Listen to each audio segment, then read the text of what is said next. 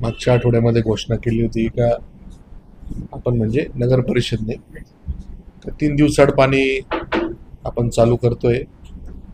त्याचबरोबर जे काही राहिलेले कामं असतील याच्यासाठी पण नगरपालिका त्या ठिकाणी प्रयत्न करून ते कामं लवकरात लवकर कसे होतील यासाठी प्रयत्न करून आपल्याला दिवस कमी कसे करता येतील याचं काम आपण चालू केलेलं आहे. तर आता ज्यांना मागच्या आठवड्यामध्ये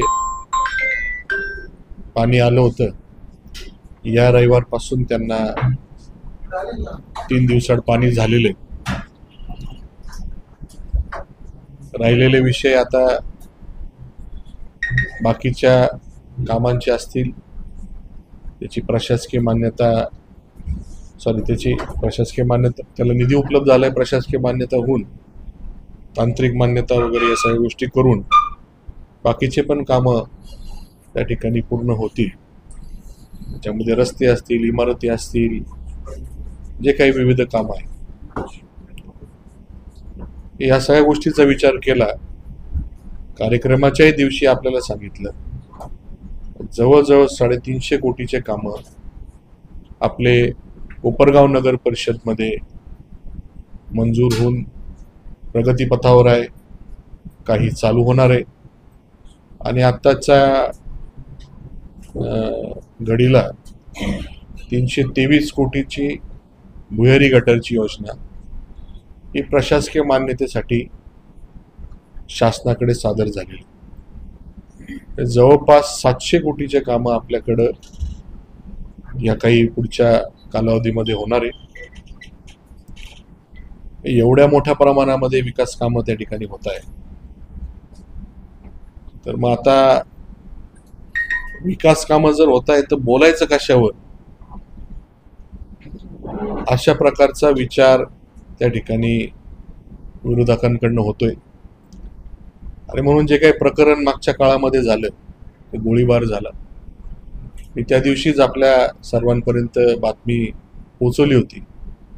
जर कोणी त्याच्यामध्ये चुकीचं केलेलं असेल त्याला कुठल्याही प्रकारचं कोणीही त्या ठिकाणी पाठीशी न घालता त्यांच्यावर कारवाई झाली पाहिजे. तर त्या पद्धतीने मी कोण माझ्यावर फोटो काढतं त्या फोटोवर काय टॅगलाईन टाकतं किंवा काय टाकतं याच्यावर माझा काही कंट्रोल नाही. शेवटी जो तो जनतेचा अधिकार आहे. मी एक लोकप्रतिनिधी म्हणून कोणी जर फोटो काढायला आलं तर त्याला काही म्हणू शकत नाही का तुम्ही फोटो काढायचा नाही किंवा काय टाकायचं नाही का, तो त्याचा अधिकार. जर कोणी त्याच्यामध्ये चुकीचा असेल चौकशीमध्ये तर निघणारच आहे.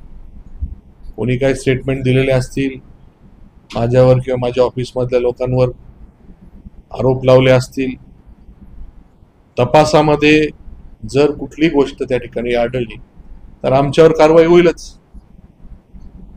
कायदा सगळ्यांना सारखा आहे. पदावर असलेल्या लोकांनाही आणि ज्यांना पद नाही यांनाही सारखा आहे. त्याच्यामुळं लोकांनी याच्यामध्ये राजकारण आणू नये. विकासाच्या वर बोलायला काही राहिलं नाही म्हणून अशा प्रकारचे मुद्दे आणून लोकांची दिशाभूल करायची आणि बदनामी करायची असा प्रकार त्या ठिकाणी चालू आहे. आणि निवडणूक आहे, निवडणूक जवळ आली का अशा प्रकारच्या गोष्टी होणार आहे. त्यामुळे लोकांनी किती त्याच्यावर लक्ष द्यायचं हे खऱ्या अर्थाने गांभीर्याने विचार केला पाहिजे. आणि माझी सर्व नागरिकांना विनंती, आपण जे काही मला संधी दिली होती जेवढे शक्य होतील तेवढे जास्तीत जास्त कामं करण्याचा प्रयत्न मी केला. सर्वात महत्त्वाचा आपला पाण्याचा प्रश्न होता, रस्तेचे प्रश्न महत्त्वाचे होते, बाकीच्या इमारती तर होताच आहे. पोलीस स्टेशन असेल, वसाहत असेल, कोर्ट असेल, उपजिल्हा रुग्णालय असेल, शॉपिंग कॉम्प्लेक्स 3-4 आहे, बस स्टँडच्या इथलं शॉपिंग कॉम्प्लेक्स आहे, नगरपालिकेची इमारत असेल, पूर्ण करण्याचा विषय असेल, हे विविध बाकीचे सर्व कामं त्या ठिकाणी करून मी या 5 वर्षामध्ये आणलेले. या गोष्टीवर आपण जर चर्चा केली तर बरं होईल. आणि चर्चा करायला आपल्याकडे बाकीचे अजून प्रश्न आहे ना. मी अनेक ठिकाणी सांगितलं, हे जाती धर्माचे भांडणं त्याच्यातून साध्य काही होणार नाही. फक्त द्वेष निर्माण करण्याचं काम त्याच्यामधून निश्चितपणाने होईल.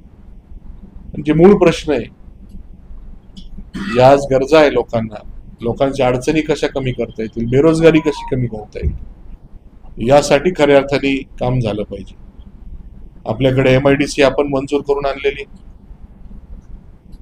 ठीक आहे, आता मी एक लोकप्रतिनिधी म्हणून एक व्यवसाय तिथे आणला, मी एक व्यवसाय तिथे केला, तिथे रोजगार लोकांना उपलब्ध झाला.